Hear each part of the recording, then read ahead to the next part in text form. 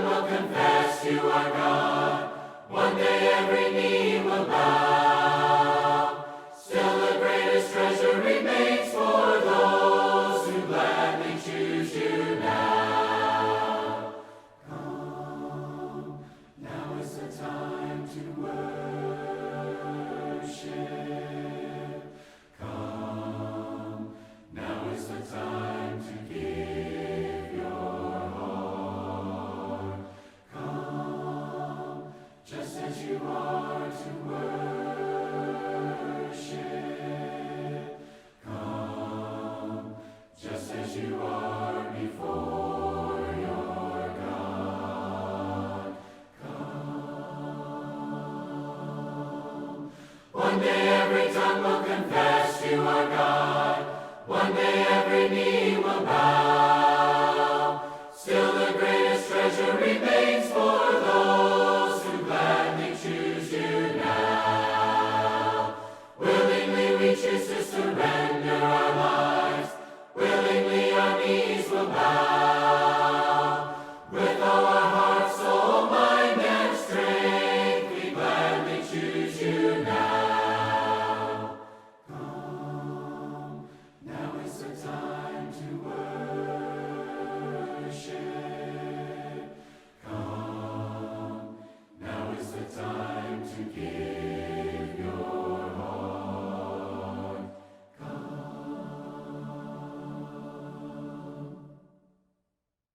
Holy Lord, most holy Lord, you alone are worthy of my praise. Oh, holy Lord, most holy Lord, with all of my heart I sing. Great are you, Lord, worthy of praise, holy and true. Great are you, Lord, most holy Lord. Holy Lord, most holy Lord, you alone are worthy of my praise. Oh, holy Lord, most holy Lord, with all of my heart I sing. Great are you, Lord, worthy of praise, holy and true. Great are you, Lord, most holy Lord. I sing. Great are you, Lord, worthy of praise, holy and true. Great are you, Lord, most holy Lord. Good morning and welcome to our online worship service this morning. As we've been doing the last several weeks, we are worshiping from afar. We're not gathering at the building in one place, but we are gathering together in one spirit as we gather in our homes to worship. Today is a special day, which I'm sure you're aware of. It is Mother's Day. So take a moment to hug your mother if she is near you, to tell your mother thank you. And I want to say a special thank you to all the mothers out there. Thank you so much for what you do for our children. Thank you for the things that you put up with. But thank you so much for what you do. And you may know that we have a brand new mother in the River Park family. Kelsey Stroud gave birth to Jordan this past week. Josh and Kelsey are brand new parents, and just a few days before Mother's Day, Kelsey becomes a brand new mother. So we're excited for her, we're excited for the family and everything that will transpire over the years with them. And so mothers, thank you for being a blessing in our lives. For everyone, as we come together, as we gather in our living rooms or wherever you may be, know that you are not alone. While there may not be many people with you, and you may be by yourself this morning, you are not alone. We are all with you. We're all with you in spirit. We're all with you in this worship. We're all with you in this quarantine. So this morning, try to put the worries of life aside and spend some time together worshiping the Father. Hide me away, O Lord. Hide me away,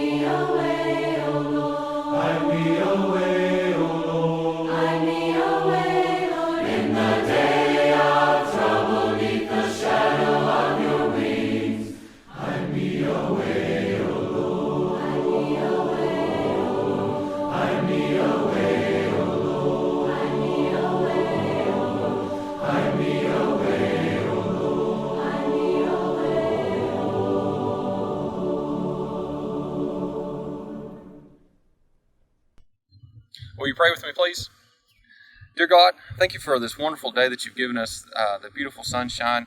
Lord, we're so thankful to be where we're at and the ability we have to serve you. Lord, I pray that during this hard time that we can still find those ways to be servants of yours and to love others. Lord, I pray that you would bless the Strouds as they brought little Jordan home and help them to be great new parents. Lord, I pray that you would also bless our expecting mothers as they're going through a hard time too, and looking forward to their new blessing coming home. Lord, I pray that you would also bless the sick and heal them. Lord, right now I want to thank you so much for your Son and the fact that he came and died for us. And it's in his name that we pray. Amen.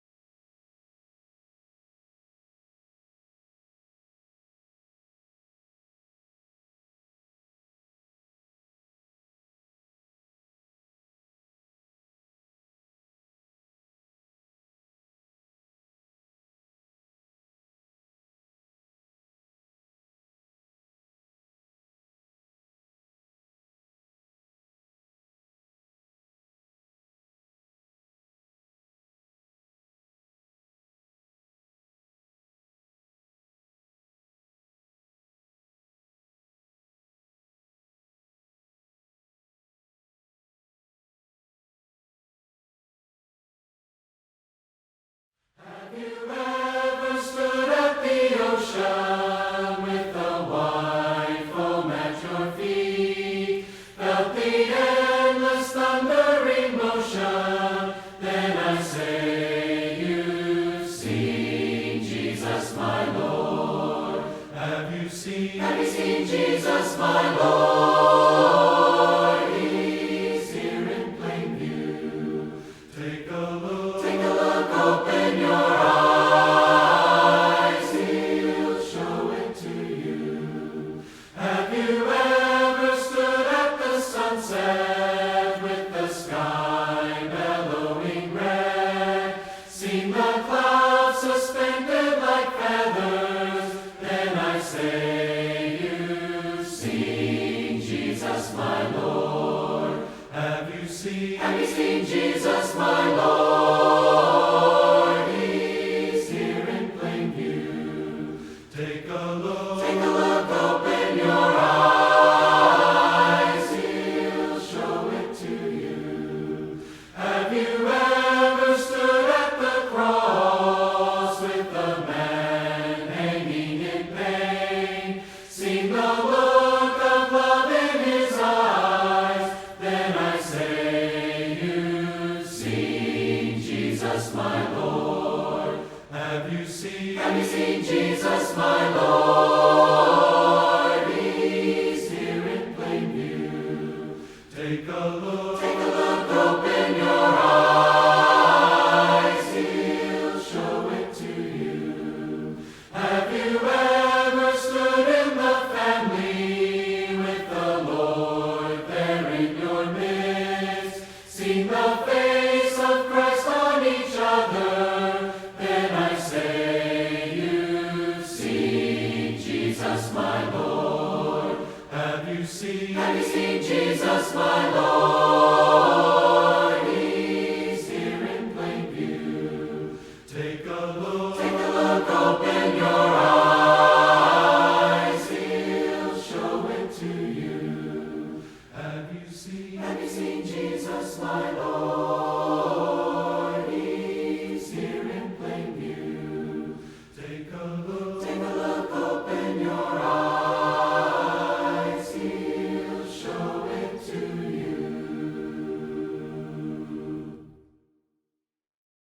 As we enter a time where we discuss giving, our contributions, our tithes, our participation in the works of the church, it reminds me of when I was a child. I remember sitting in the church pews, and when the plate was about to be passed, looking anxiously to my parents to hand me a penny, a nickel, a quarter, something that I could drop in.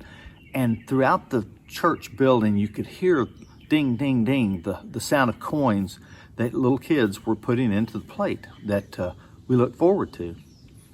I hope that as you contemplate your giving, and this is a time when you are basically private and alone with your family, you will discuss with your children that our place to give to the church is important. It's vital. It's something that we develop from the time we're young. And that giving, whether it's our money, our time, our efforts, and our talents, is something that God expects of us, is something that actually will make us feel better. I encourage you to look in your own heart as you make your preparation to give today, and to exchange ideas with your children, with your family, about the value and the importance of giving, so that they can participate and understand that God blesses us spiritually with our giving as we bless others through the use of our means. Bless the Lord, O my soul, O my soul, worship His holy name. Sing like never before, O my soul, I worship your holy name. The sun comes up, it's a new day dawning. It's time to sing your song again. Whatever may pass and whatever lies before me, let me be singing when the evening comes. Bless the Lord, O my soul, O my soul, worship His holy name. Sing like never before, O my soul, I worship your holy name. You're rich in love and you're slow to anger. Your name is great and your heart is kind. For all your goodness I will keep on singing. 10,000 reasons for my heart to find. Bless the Lord, O my soul, O my soul, worship His holy name. Sing like never before, O my soul, I worship your holy name. And on that day when my strength is failing, the end draws near and my time has come, still my soul will sing your praise unending. 10,000 years and then forevermore.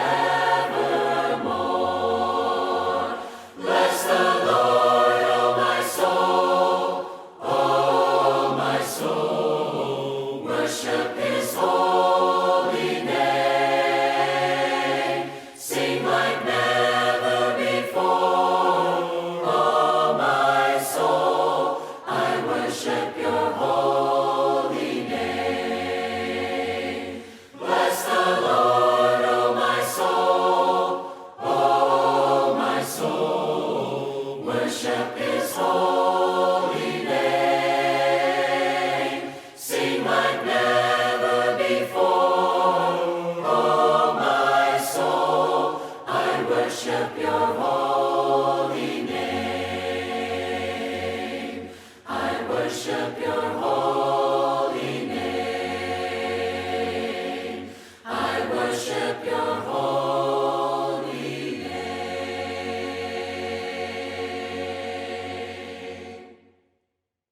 I remember several moments, but there's one in particular that I think of this morning about my mother. I remember this time. I have no idea how old I was. My guess is somewhere around 4, but I'm not even sure. But there was a thunderstorm, and I was scared. And I remember vividly sitting on my mother's lap that dark night with the windows would light up every now and then with the bolts of lightning. And I was sitting in her lap in our living room on a wooden rocking chair and slowly rocking back and forth in the comfort of my mother's arms. Mothers are something special. Mothers have this extra special gift in the having and rearing of children. They get to, I talked about last year, they get to experience something that no one else gets to experience, and it's something that's really close to the nature of God, and that is the creation of life. That mothers bring forth life into our world. And there's something about that is, again, it's extra special that they get to participate in. This morning I want to focus a little bit on the mother of Jesus in a specific episode that we can read about in John chapter 2. There's a wedding, and I want to read that to you now. On the third day, a wedding took place at Cana in Galilee. Jesus' mother was there. And Jesus and his disciples had also been invited to the wedding. When the wine was gone, Jesus' mother said to him, "They have no more wine." "Woman, why do you involve me?" Jesus replied, "My hour has not yet come." And his mother said to the servants, "Do whatever he tells you." We know this event as the time that Jesus turns water into wine. He tells the servants to fill these special ceremonial basins full of water, and then he tells them to draw some water out and go take it to the master of the banquet. Later, the master of the banquet declares that this is the best wine he's ever had. It's like what typically happens is they serve good wine first. And then later, as people have had more to drink and their senses are a little more dulled, then they start selling lesser quality of wine, basically cheaper wine. But these people have brought the best wine out for later because this is the wine that Jesus made. But what I want to focus on is the attitude and the insistence, if you will, of Jesus' mother. I had someone ask not too long ago, is Jesus' mother, is Mary, is she being pushy here? And I guess you might be able to read it that way, but I think there's something a little more nuanced that's kind of underlined here that is kind of neat to look at. So most of us know this is Jesus' first miracle, especially in the Gospel of John. It's his first miracle, and it seems to be his first step into kind of launching his ministry. Yet when his mother asks him, he says, "It's not my time yet." Now, why did she ask him? Why would this event where they run out of wine, this problem of not having wine, why would Mary even go to Jesus? Why would she ask him and tell him, "Hey, they have no more wine," as if to indicate they have no more wine, and you are someone who can do something about that? The only reason Mary could have possibly known Jesus' capabilities is because she had seen something in him in the past. We don't have a lot of record in the Bible of Jesus' childhood, his youth, his adolescence. We don't know a lot what that was like, what his teenage years were like. I mean, we have a few little bitty things, but not a lot. Yet Jesus' mother knows that he can do something about this bad situation. Why would she know that unless Jesus had probably demonstrated something in the past? Now, keep in mind, this is Mary. This is Mary, the mother of Jesus, Mary whom an angel came and visited. So she's had an angelic experience, an experience with the supernatural world, and this angel gives her the message that she's going to have a child. Now, she has that child, but she also is a virgin. So she knows within her own body, a woman knows her body more than anybody else, right? She knows within her own body that she is a virgin, yet she is pregnant. So there is no way that this baby came from any other way than a supernatural way. So Mary is convinced beyond a shadow of a doubt that this child is in some ways supernatural, more than just a person. There's something different about this child. Now, but I also suspect, and again, this is totally guesswork here because we don't have anything, like I said, recorded or written specifically about this. But Jesus must have done something in his childhood for her to look and say, he can do something about this situation. And that's one of these things that kind of tell us something that's true about mothers today.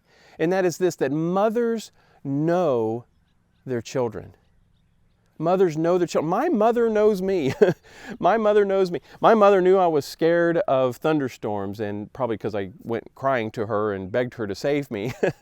But also through my upbringing, my mother knows my strengths. My mother knows my weaknesses. My mother knows my tendencies. My mother helped guide and rear me. My mother helped lead me to be the person I am today. And mothers have, again, that special insight into their children because for a time, her and her child were one. And so mothers know their children. They know their children because they have spent more time with that child than probably anybody else. This is the lesson that we can learn from this situation. Mothers know their children because mothers spend so much time with their children. And if we want to know someone, the only way we're going to get to know them is to spend a lot of time with them. And so as Jesus followers, as we look to follow Jesus, to follow his example, to follow the way he interacted with people, the way he treated people, the way he spoke to people, his kindness, his generosity, and his love. If we are going to be Jesus followers, then we're going to be people who act and behave in those same kind of ways. And the only way that we can do that successfully is to spend a lot of time with Jesus. See, a mother would not know her child if she only saw her child for 1 hour a week. A mother would not know her child if she never spoke to her child. A mother would not know her child if the mother did not watch and observe what her child does. And so if we are going to be Jesus followers, then the best thing that we can do is spend time with Jesus. We can do that a few ways. One is, of course, through prayer. Spending time in prayer, and not just me doing a lot of talking, but me doing some quiet listening. Speaking to the Lord about the things in my life, and then quietly listening, contemplating, waiting for the guidance of the Lord.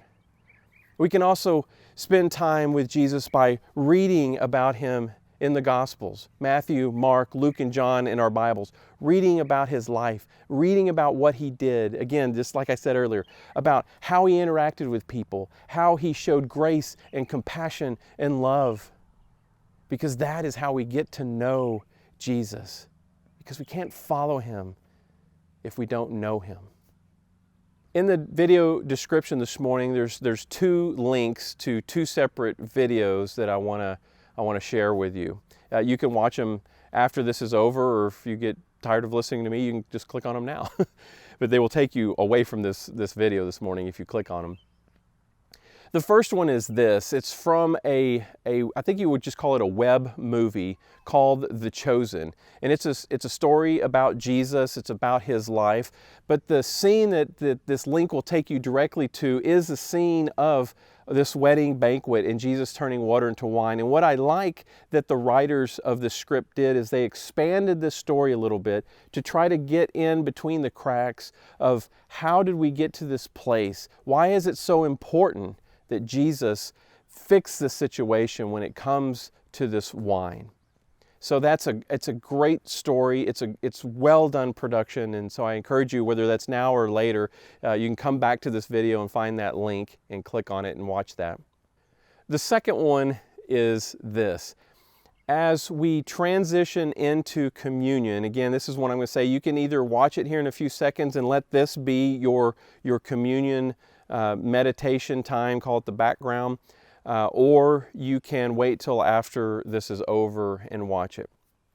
This is a song. It's a Christmas song, but it is one of my favorite songs when it comes to Jesus. It's called Mary, Did You Know? And y'all are probably familiar with it. And the best rendition, I tried to find several to just play this morning as part of our communion time. And I couldn't find one that fell under the copyright rules that we could use, because the best one that I've ever heard, I believe his name is Jordan Smith from American Idol a year or 2 or 3 ago. It was the closing song when they were having the last 2 people sing the best song that they could sing. He sang Mary, Did You Know? And it is the best version of that song that I've ever heard. And so that link is also in here as we go to communion. You can click on that link if you want to listen to that song while you partake of communion and think, because that's how we're going to close out our service again this morning with communion. But I want to say this and want to get you thinking about this. In the Gospel of John, there's only 2 interactions between Mary and Jesus.